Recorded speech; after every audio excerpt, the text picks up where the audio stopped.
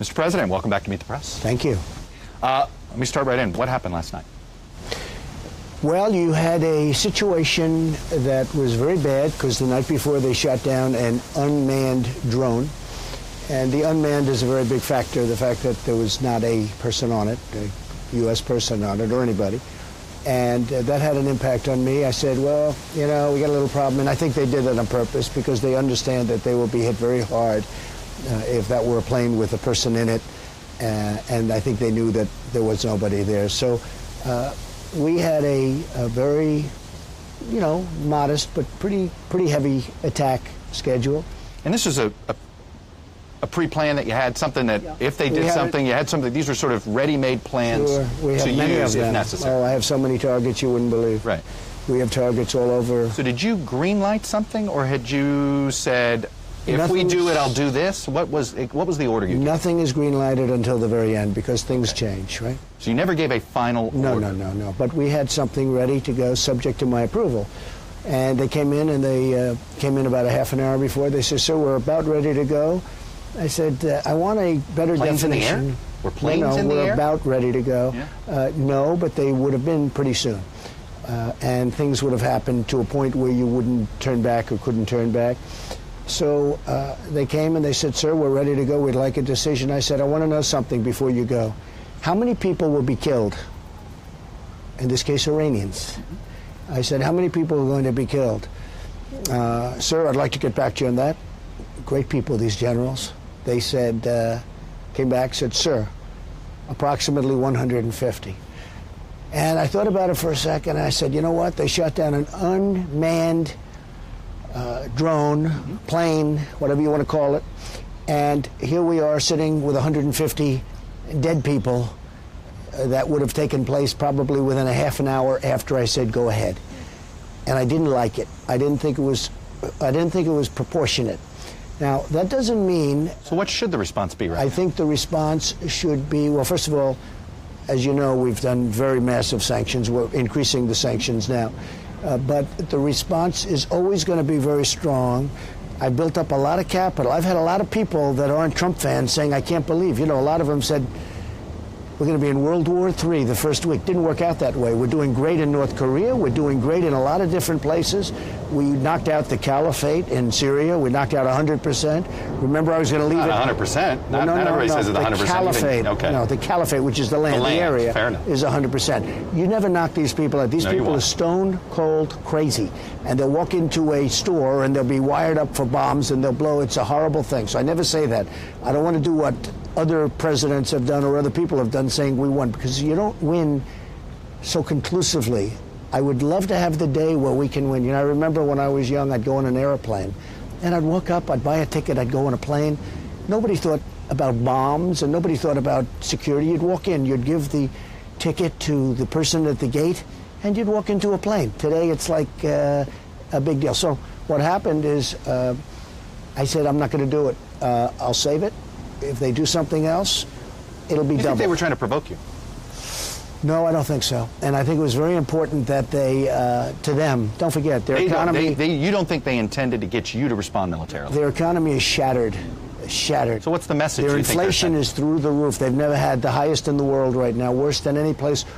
They're living not well. So put yourself in their shoes. What do you think message they're trying to send you with this? I think they want to negotiate, and I think they want to make a deal, and my deal is nuclear. Look, they're not going to have a nuclear weapon. This isn't about the Straits. Do you know that China gets 91% of its oil from the Straits? We don't even need the Straits. We are now, since I came in, we're the #1 energy producer in the world, okay? Actually, by far. And if I get the pipelines approved through the environmental process, which I will in Texas, we'll go up by another 25%. But we're way ahead of Russia. We're way ahead of Saudi Arabia. And I think that they want to negotiate. I don't think they like the position they're in. Their economy is absolutely broken. So you sent a letter to the Ayatollah via Prime Minister Abe, and the Ayatollah seemed to say, I'm not talking to you. I didn't send a letter. I didn't send a letter. Was it a verbal message? What did Prime Minister Abe carry on Prime your Minister behalf? Abe's a great guy. He's a friend of mine, and he obviously is close to them. I think he was their largest buyer of oil from before. Did he deliver a message from you to them? No, he wanted to do something. Okay. according to Prime Minister Abiy. They went to him, it's according to the Prime Minister, and they said, what do we do with Trump? Can we make a deal? Is there something that can be done? That's what Prime Minister Abiy told me. I said, do you mind if I say that, if I have to? And he said, not particularly. So they came to Prime Minister Abiy. He then called me. I said, send the following message. You can't have nuclear weapons. And other than that, we can sit down and make a deal. But you cannot have no other conditions weapons. other than that. You cannot have nuclear weapons. And they would have had them with President Obama. He gave him $150 billion. What is your deal? I understand. But what is your deal going to look like with them? Let me explain something. Number one, you have to look at the sites. Some of the most important sites we weren't even allowed to look at or inspect, okay? Number two, the term was not long enough. Okay. There's like a short number of years left.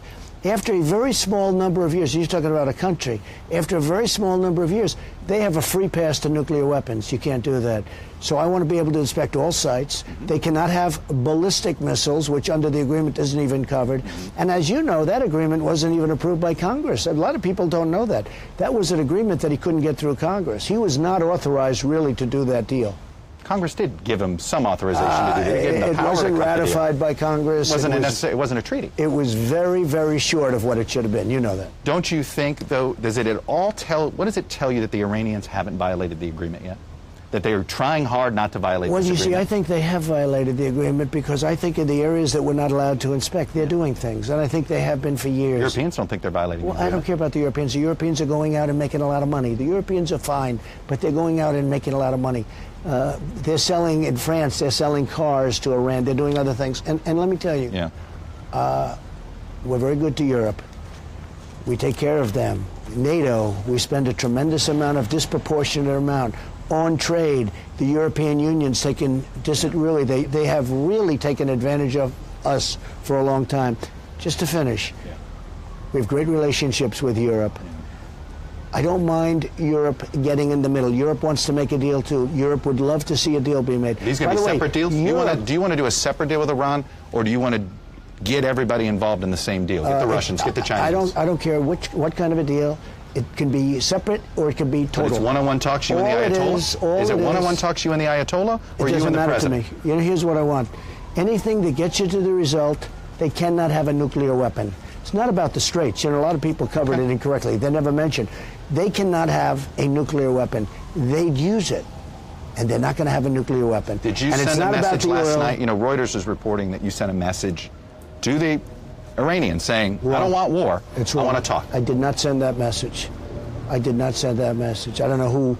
Okay. I don't know who would have said that. Send a message right now to the Ayatollah. I mean, it's fake news. Then send a message right now to the Ayatollah. It wouldn't be much different than that message. Which is? I'm not looking for war.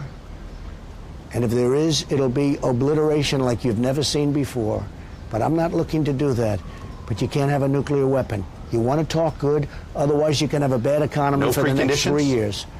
Not as far as I'm concerned. No preconditions. And you'll talk anywhere? Here it is. Look, you can't have nuclear weapons. And if you want to talk about it, good. Otherwise, you can live in a shattered economy for a long time to come. Do you feel like you were being pushed into military action against Iran by any of your advisors? I have two groups of people. I have doves and I have hawks. Yeah, you have some serious hawks. I have some hawks. Yeah, John Bolton is absolutely a hawk. It's up to him. He'd take on the whole world at one time, okay? But that doesn't matter, because I want both sides. You know, some people said, why did you put, I was against going into Iraq for years and years. And before it ever happened, I was against going into Iraq. And some people said, oh, I don't know. I was totally against. And I was a private citizen. It never made sense to me. I was against going into the Middle East. Chuck, we've spent $7 trillion in the Middle East right now. Why is this our problem? This is a proxy war. Iran and Saudi Arabia are in a fight to the death out there. You're right. And that's another thing I've done. Candidate Trump, for years, would have said, not our fight. Why are you involved? Because of nuclear weapons. It has nothing to do with oil. So the minute you get them to do nuclear weapons, you want out of the Middle East? I don't care about, well, we're going to protect Israel, but I have nothing to do, absolutely nothing. And we're going to protect Saudi Arabia. Look, Saudi Arabia is buying $400 billion worth of things for us. That's a very good thing. You used to say we don't get anything in return for protecting Saudi Arabia. You know that you feel like they're now paying for the American protection? I spoke to the Crown Prince this morning, and we had a great conversation. I said, this is a very expensive operation. You and the other nations that we're protecting have to pay. And he said yes. Did you talk to him about the UN report about Jamal Khashoggi? I did not, because it really didn't come up in that discussion. I called about one reason. I understand. I called about one reason. I didn't call about that. I called about one reason. There's a very expensive operation, unlike President Obama and unlike everybody else. I'll say others to it, not just President Obama. You got to pay for it. We cannot, we just don't want to go and protect the Middle East and protect Saudi Arabia and everyone else and not get reimbursed. So this is why you're overruling Congress and letting all these weapon sales happen in Saudi Arabia? Economic development. End that, but economic development. Never mind the humanitarian disaster that's taken place in Yemen? 1 million jobs. No, it's going to end. It's going to end. By the way, who's causing it, though? If you look at it, Iran goes into Yemen. They start firing rockets at Saudi Arabia. Saudi Arabia has to protect themselves, Chuck. But it's 1 million jobs and probably more. They buy massive amounts, $150 billion worth of military equipment that, by the way, we use their military equipment. And unlike other countries that don't have money, and we have to subsidize everything, so Saudi Arabia is a big buyer of American product. That means something to me. It's a big producer of jobs. It makes you overlook some of their bad behavior? No, I don't like anybody's bad behavior. The United Nations said they'd like the United States to order the FBI to investigate Jamal Khashoggi's death and possibly MBS's involvement in it. Will you allow the FBI to do that? I think it's been heavily investigated. By who? By everybody. I mean, I've seen so many different reports. What about the FBI? Here's where I am. You ready? Mm-hmm. Iran's killed many, many people a day. Other countries in the Middle East, this is a hostile place. This is a vicious, hostile place. If you're going to look at Saudi Arabia, look at Iran, look at other countries, I won't mention names, and take a look at what's happening. And then you go outside of the Middle East and you take a look at what's happening with countries, okay? And I only say they spend $400 to $450 billion over a period of time. All money, all jobs, buying equipment. That's the price. As long as they keep buying, you'll overlook some of this behavior. But I'm not like a fool that says we don't want to do business with them. And by the way, if they don't do business with us, you know what they do? They'll do business with the Russians or with the Chinese. They will buy. We make the best equipment in the world, but they will buy great equipment from Russia and from China. Chuck? Yeah. Take their money. Take their money, Chuck. What would candidate Trump have said about a president who on his watch had Iran shooting down a drone, a Venezuelan dictator thumbing his nose at you, Obamacare still on the books, and no results yet on the border? The border getting let's take a look. I just said, what would candidate Trump have said about that? Let's take a look. The border's doing great. Mexico's been fantastic. They've been trying to get a deal with Mexico for 45 years, right? So for 45 years, they couldn't get a deal. I got one in one day. I said, we're going to put tariffs on, and we're going to either have a deal or not. We agreed in one day. Mexico just moved 6,000 people to their southern border, 6,000 troops to their southern border. The border's working out well, and the wall is being built. I mean, a lot of people don't like to talk about it. We're building the wall. We will have 400 miles of wall built by the end of next year. And that's hard because the Democrats don't want to approve it. We just beat them in a big lawsuit, as you know, in Washington and D.C. We just beat them in a very big lawsuit. Does it frustrate you that your border numbers are worse than Obama's? No, because the people are coming up because our economy is so good. They're pouring up because the economy is so good. Obama had a lousy economy. It was a dead economy. Can I ask you about that? Our economy is great. Let me show you this chart. Do you see that chart? Yeah. It's the unemployment rate from the peak of the recession. Right. Your economy is great. I'm not saying it's not great. But this recovery started, and in the 28 months that you've been president, and the last 28 months of Obama's presidency, he averaged more new jobs than your first 28 months. That's because he started off with such a bad base. Okay. I mean, he hit. But is it not a continuation? Yeah, but Chuck, you have to understand. Nobody was working. The whole place was a disaster, and I'd never take that away. Okay. But it's very easy. All right. Because when that turned around, they pumped a tremendous amount of money into the economy. He also had a Federal Reserve person who kept the interest rates low. I don't. I don't have that privilege. Sounds like you do now. Do you feel like you have? No. Do you feel like you have sent? He raised them far too fast. The threat. He raised them far too fast. Your threat to demote him. Do you think that's had an impact? I didn't ever threaten to demote him. There's been some talk that you might demote him to the number 2 slot. I'd be able to do that if I wanted, but I haven't suggested that. That's not a threat. That's just a reminder that you can. No, I have the right to do that, but I haven't said that. What he's done is $50 billion a month in quantitative tightening. That's ridiculous. What he's done is he raised interest rates too fast. Do you worry he's going to hurt your re-election? I think the economy is so strong we're going to bowl through it. But I'm not happy with his actions. No, I don't think he's done a good job. I think this, if he didn't raise rates, Obama had very low rates. So Obama was playing with funny money. I wasn't. I'm playing with the real stuff. Let me ask you this. Wait. Obama had somebody that kept the rates very low. I had somebody that raised the rates very rapidly, too much. He made a mistake. That's been proven. And yet my economy is phenomenal. We have now the best economy maybe in the history of our country. Just to finish off, when I took over, this country, the economy, was ready to collapse. You take a look at the numbers. It was ready to collapse. And if I didn't win... I just showed you the numbers. It was not ready to collapse. You showed me unemployment numbers. That was unemployment. It was not ready to collapse. Excuse me. Take a look at your GDP. Take a look at your jobs. Take a look at your optimism. Take a look at all of the charts. When I took over, from Election Day on, I mean, you show me one chart where I did well in that too, but I'm not talking about that. Take a look at some of the optimism charts and everything else. It went from 57 to 92. Nobody's ever seen anything that right after I won. Optimism, you're right. Well, optimism is a big part of success in business. You were always hard on Obama. You thought he wasn't enough of a cheerleader. He was not a cheerleader. If you could have one do-over as president, what would it be? Well, it would be personnel. I would say if I had one do-over, it would be I would not have appointed Jeff Sessions to be Attorney General. That would be my one. That in your mind, that was the big. Is Bill Barr your Roy Cohn? He should have never. I think he's a very talented, very. Do you know what I mean by that? You've always said, "Where's my Roy Cohn?" Is he your Roy Cohn? You have to say Roy Cohn, but I had many lawyers. I mean, a lot of lawyers. Roy was one of them. He was a tough guy. Yeah. Bill Barr is first of all. Is he cut from the same cloth, you think? Bill Barr is he's equally tough. He's a fine man. He's a fine man. The job he's done is incredible. He's brought sanity back. I think he's real. I know. He's respected. You know, he loves the Department of Justice. He saw what was happening. He has done a spectacular job. Now he's in the process of doing something, and I stay away from it. I stay away from it. But I think he feels that what's happened in this country was a very bad thing, and very bad for our country. I want to ask what's going down with the children in these migrant camps. The stories are horrible, Mr. President. You have children without their parents. You have kids taking care of kids. Yeah. You've read these reports. I know people are coming to you. I know you think this is the Democrats' problem. Well, forget it. Why aren't you doing some of it? Are you ready? They are in terrible shape down there, Mr. President. Down in Homestead, Florida, that's where I grew up. The conditions are terrible. I agree. And it's been that way for a long time. Do something. And President Obama built the cages. Remember when they said that I built them, and then it was 1914. Do two wrongs make a right? It was 2014. Chuck, just listen for 1 second. Separation. President Obama, I took over separation. I'm the one that put it together. What's happened, though, are the cartels and all of these bad people.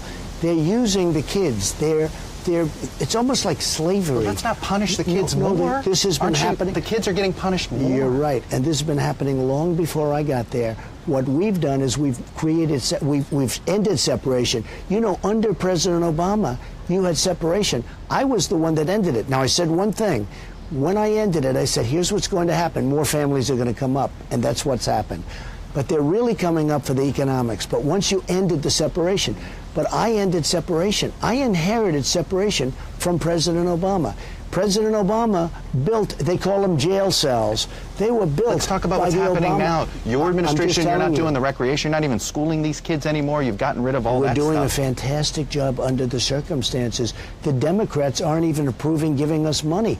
Where is the money? You know what? The Democrats are holding up the humanitarian aid. It looks like these kids are being used as some sort of, is it hostage? Well, they are being used. They are being used by very bad people on the other side, where they actually get paid. Where their money is being made using them because our laws are so bad. Because if you have a child, you have an advantage. You know that better than anybody. And what should happen? But why let the political debate hurt these children? They could be impacted for years. If the Democrats would change the asylum laws and the loopholes, which they refuse to do because they think it's good politics, everything would be solved immediately. But they refuse to do it. They refuse to do it. You know what? If they changed, as I used to say 45 minutes, it's 15 minutes. If they changed asylum and if they changed loopholes, everything on the border would be perfect. Let me ask you this. Why do you think Nancy Pelosi has held off her impeachment caucus? Because I think she feels that I will win much easier. I mean, I've been told that by many people. Do you think impeachment's good politics for you? I think I win the election easier, but, you know, I'm not sure that I like having it. Look, I did nothing wrong. I was spied on. What they did to me was illegal. It was illegal on the other side. I did nothing wrong. So impeachment's a very unfair thing because nothing that I did was wrong. And if you look at the Mueller report, there was no collusion. This was all about collusion. Nowhere in the Mueller report. By the way, Mr. Ritz, you say no collusion. There is not a single. I've read this Mueller report. Both parts of it. Use the word collusion. There's not one place it says nothing happened. Use the word collusion. Use the word conspiracy. Never says no collusion. I'll be honest with you. Nobody even mentions Russia anymore since the Mueller report. They don't mention it, in all fairness. Nobody mentions Russia anymore. And it was about Russia. It was a hoax. Let me ask you this. During the campaign. Wait. We'll give you the time you need. What hoax it was? It was a hoax. The Russian hoax with me. You don't believe it happened? I had nothing to do. You don't believe the Russians interfered in our election? What they did with respect to the election is different. We're not talking about that. We're talking about the idea that you were conspiring. Working is a hoax. Okay, good. But going back on WikiLeaks, knowing now that that was stolen foreign material, do you regret using it? Well, I wouldn't have, but this was well known. I think it was in papers. And again, I'm going back now a long ways, but it was all rumored to be Russian stolen property. So why'd you use it? How would I even know that? I made a speech. It was in there about WikiLeaks. I'm not a WikiLeaks But I'm saying, person. knowing that they're a Russian intelligence asset. Okay. Do you regret it? Let me tell you, WikiLeaks, etc. That's not my deal in life. You know, in other words, I don't know about WikiLeaks. It was a strange name, but there were stories about something WikiLeaks that they had information, and I say it in a joking manner. At his speech, joking, everybody laughing, everybody having a good joke, and they made it like it was serious. No, I don't want anything bad to happen to our country. Anything bad happens to this country, I will end it, and I'll end it fast. I don't want any of that to happen. There's one part in the Mueller report. Your son, Donald Trump Jr., did cooperate and appeared before the Senate Intelligence Committee. In the Mueller report, it says that he did not voluntarily sit for an interview with Mueller's team. And then there's a redaction, a grand jury redaction. Did he involuntarily sit? I don't know. I can only tell you this. Is it possible he was subpoenaed by the... I really don't know. You don't know if he was subpoenaed. But let me tell you what I did. So did you not read the Mueller report? Let me tell you, I read much of it. The unredacted version or no? I read... No, I didn't. Okay. I didn't. But let me just tell you. So if he was subpoenaed, what I read? I read the conclusion. If he was subpoenaed, you wouldn't know? I read the conclusion. Okay. Well, he was subpoenaed. Ultimately, he was subpoenaed to sit before the Senate Intel. But was he? And he did that. Was he subpoenaed by Mr. Mueller? I don't know, but I don't think so. If he was subpoenaed, was he going to appear before the grand jury, or was he just going to plead the fifth? I really don't know, but you can certainly ask him. But you don't know. It was, he said, my son, he's been treated so unfairly. He sat for many, many hours before these committees. I think, my impression is that Mueller took all of the information from the committees and he used that information. How much can you talk about something where, remember the phone calls, the 3 phone calls? It was such a big deal. 3 phone calls that were made to a special type number. Yeah. Okay, and everybody said, oh, he called his father. That went on for a year. In other words, before this so-called meeting and after the meeting. He called his father, the biggest story, headlines all over the place. And then it turned out, and I give Mueller credit, because Mueller was the one that found out through, I guess, the phone companies or whatever. Somebody found out, maybe through the FBI. Big investigation on who the calls were made. If they were made to me, it would have sounded like you. Wait a minute. They turned out that it wasn't to me. It was to a real estate person and a NASCAR person. 2 great people. Have nothing to do with Russia. Have nothing to do. And you know what? People hardly even put the story in. My son was treated unfairly. My son, he spent 20-some-odd hours, and then he went back again. He is a very innocent young man, and he was treated very badly. You're going to see Vladimir Putin in a week. Yes.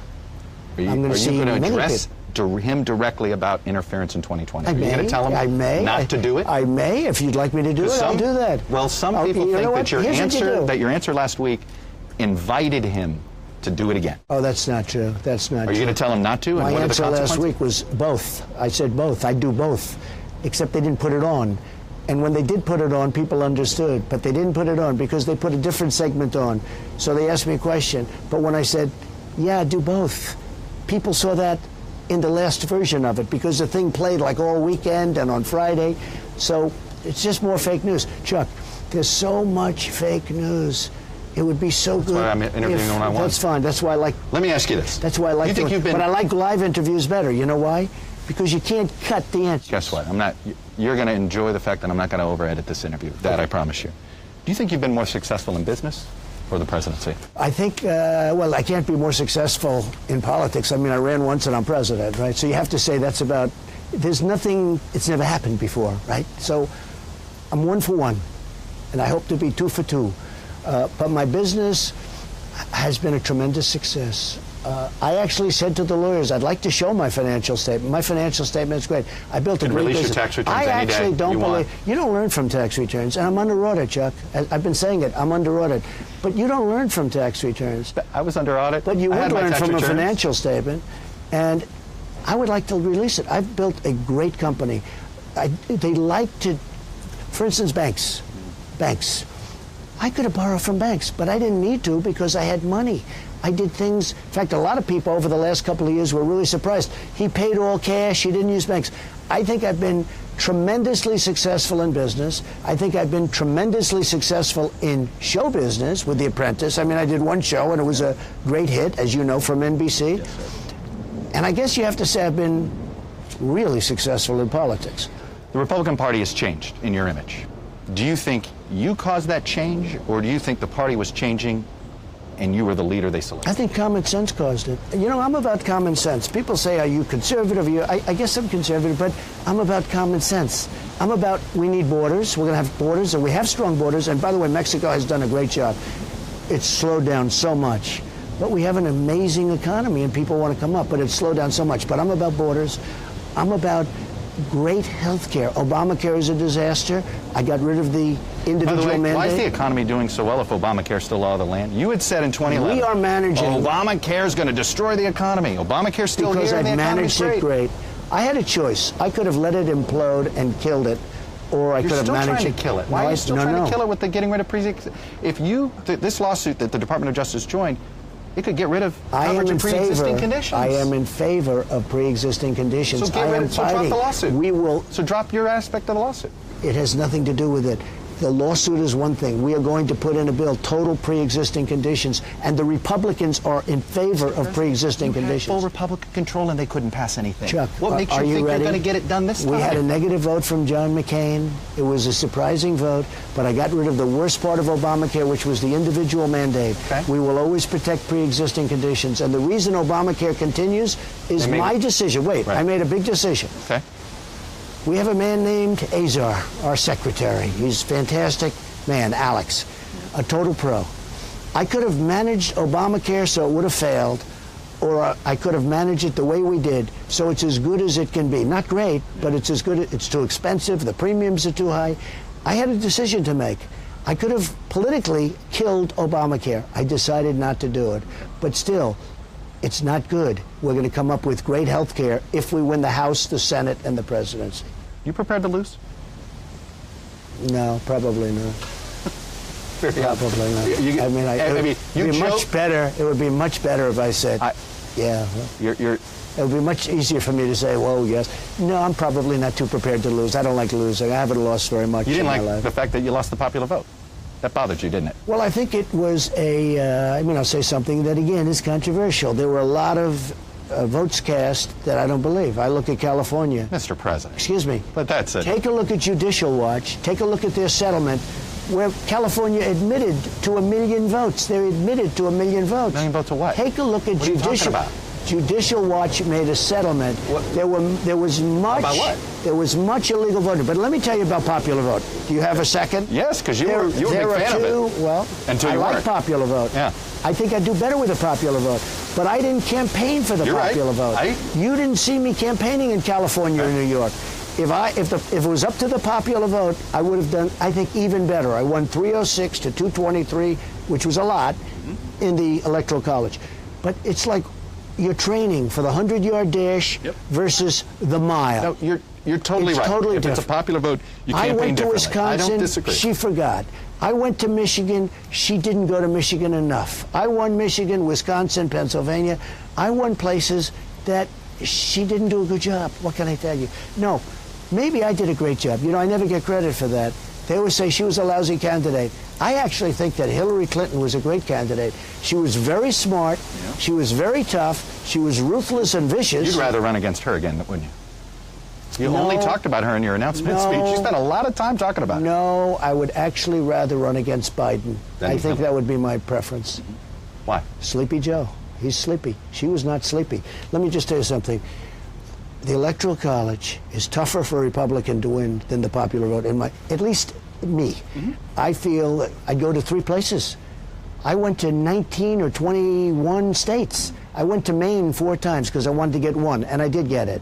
And that's the beauty of the Electoral College. You know, I've been a proponent of the other sometimes, and I change. But I will tell you, the Electoral College brings you to many of the states in this country. You have joked about a 3rd term. You've joked about these things. Only joke. I joke and I say, watch, I will drive Chuck Todd crazy. Okay. You will. Yes. You will accept the result, and you will accept whatever happens in 2020. You lose. Sure. You'll be like, you're not going to like it, but you walk out. In fact, I said at a speech recently, I said, watch, we'll drive the media crazy. Let's go for a 3rd term and then a 4th. And some of the media said, he is going to do it. Speaking of driving people crazy, when you were asked about Mike Pence in 2024, and you paused a minute about endorsing him as your successor, that got a lot of people going, is Mike Pence 100% on your ticket in 2020? Well, look, 100%, yes. 100%. Oh, yeah. There is no wiggle room. He's been a terrific vice president. He's my friend and a lot of things. So, no, zero. So why'd you hesitate in endorsing him? Because it was a surprise question. I mean, I'm not even thinking of it. It's so far out. Okay. I mean, it's so far out. That would be the only reason. Now, what happens in 2024? I don't know that Mike is going to run. I don't know who's running or anything else. I will say this. I think it's a tremendous embarrassment to Joe Biden that Obama has not, that President Obama, I'd like to say that because it's respect for the office and respect for him. Do you speak to any of the former presidents? Yes. Who's the last one you did? Well, I speak to Bush. I speak to Jimmy Carter. You do? What about President Obama? I have not spoken to him. But George W. Bush, pretty you much do, from the beginning. And Jimmy Carter? I have spoken to Bush. I have spoken to Jimmy Carter, yes. Yeah. You get, why? I like Jimmy Carter. You know, Jimmy Carter's oftentimes come to my defense. Yeah. I don't necessarily agree with the way he ran things, and that's okay, and he understands that, and so do I, but he came to my defense on numerous occasions, and he thinks that I was treated the worst of anybody he's ever seen by the press. During every new season of The Apprentice, you had something new to roll out. What's your big new idea for your re-election? I think that the economy has tremendous upward potential, despite the fact that we're doing really well. I think when we really unleash some of the things that we're going to do. What is the new big idea? I also think that health care is going to be very important for me. I will tell you, if we win the House, the Senate, and the presidency, I will get tremendous health care. Because Obamacare is a disaster. Do you think Democrats won the House because of health care? I think they won because of pre-existing condition. Yeah. Nothing to do with me, because if you know, almost every race that I campaigned for somebody, they won. Yeah. But I couldn't devote too much time to the House. There's too many people. But if you look at some of the congressmen that I did go for and went for it, they won, like in Kentucky, et cetera, et cetera. So your one new idea is going to be health care. Ohio governor, he was behind, great guy. Mike won. Georgia, President Obama was there, Oprah was there, Michelle Obama was there. It was going to be a big celebration. She was the star of the party. I went there. For Brian Kemp. Brian Kemp won. Florida, Ron DeSantis. He was going to lose. He was low in the polls. I endorsed him. He went up 60 points after I endorsed him. Ron won, and he's been a great governor of Florida. You know, I've always heard that an endorsement is nice to have, but it doesn't mean anything. I'm driving people up 30, 40, 50, 60%. Well, when you show up, you bring a lot of people. We bring something very good. I'm curious, did you see Jon Stewart's pretty passionate plea on behalf of 9/11 response? I was very impressed, yes. Are you going to... He's frustrated with Mitch McConnell. He feels like Mitch McConnell's the guy standing in the way of this bill. You're a New Yorker first. I know that in you. I got to think Jon Stewart got to you. Well... Are you going to tell Mitch McConnell to... I liked what Jon Stewart did. I actually did. And I actually have a meeting on that subject next week. So we'll see what happens. So you think it's a very complicated subject. I understand that it is, okay? but I have a meeting. Do you think that Jon Stewart had a point that Congress hadn't done enough? I have a meeting on that subject with, well, when you say Congress, billions of dollars has been paid. I understand that. Okay, billions. Right. But the fund was about memorials to run out. have been built. Tremendous amounts of money. but there are still people that are sick. I have a meeting on it next week. All right, Mr. President. Thank you. I appreciate the time. Thank you very much. Thank you, sir.